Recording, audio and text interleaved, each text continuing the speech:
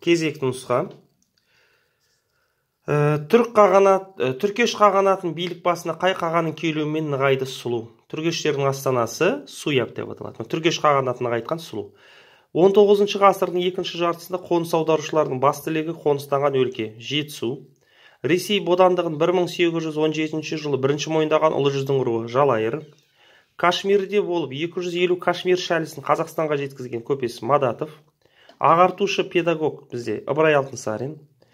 Патша үкіметі Боралдай асуында жұрт алдында дарға асқан көтеріліс басшысы Бекболат Әшекеев. Ресейде ақпан төңкерісі болды 17 жыл ақпанда. Шетелдегі қарсыласу қозғалыстарына қатысып даңқын шығарған Кеңес одағының батырлары қазақстандықтар Егоров пен Хұсайынов. Мұхтар Әуезов Абай жолының екінші томын жазды 47-де, біріншісін 43-те. Сарматтар өмір сүрді Батыс Қазақстанда. Қытай елмен сауда жасаған үйсіндер. Ноғай ордасының территориясы Еділ мен Жайық, Ноғай ордасының астанасы Сарайшық. Қасым ханның тұсындағы бастапқы астана Сығанақ қаласы болды, кейін қай қалаға көшірілді дейді, Түркістан. 1710 жылы жоңғарларға қарсы күресі үшін 300-дің өкілдері бас қосқан жер Қарақұм. Тәуке хан өлгеннен кейін оның мирасқоры Қайып. Халық дастандарын ел арасында шеберлікпен насихаттаған Байғанин. Тар жол тайғақ кешу Сәкен Сейфуллиндікі. Ол азамат соғыс туралы жазған. Көмірді ашық әдіспен өндіретін Екібастұз. Нұрсұлтан Назарбаев Компартиядан шығатынын мәлімдеді, яғни коммунистік партиядан 91 жылы тамызда. Қола дәуірін елімізде зерттей бастады Әлекей Марғұлан 1946. Оңтүстік Қазақстан мен Жетісуда 10 ғасырларда мешіттер көптеп салына бастады деген Әл-Мақдиси. Шыңғыс хан 1217 жылы күшліктің Жетісудағы еліктерін басып алуға аттандырды. Жебен оянды. Шоқан Уәлихановтың ислам дініне қатысты мақаласы Ислам діні. Қадырғали Жалайыридің еңбегі Жылнамалар жинағы. 1870 жылы Маңғыстауда адайлардың көтерілісі болған. Ал қайталап өтейін. Сонымен Түркеш қағанатын күшейткен, бізде билік басына келіп нығайтқан сұлу қаған.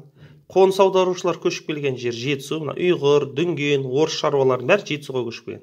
Ресей бодандығын 1817 жылы бірінші болып қабылдаған ұлы жүздің руы Жалайыр. Кашмирде болып 250 Кашмир шәлісін Қазақстанға жеткізген Мадатов. Ағартушы педагог Ыбырай Алтынсарин. Патша өкіметі Боралдай асуында жұрт алдында дарға асқан Бекболат Әшекеев. Ресейдегі ақпан төңкерісі болды 1917. Шетелдегі қарсыласу қозғалысына қатысып даңқын шығарған Кеңес одағының батыры Егоров пен Хұсайынов.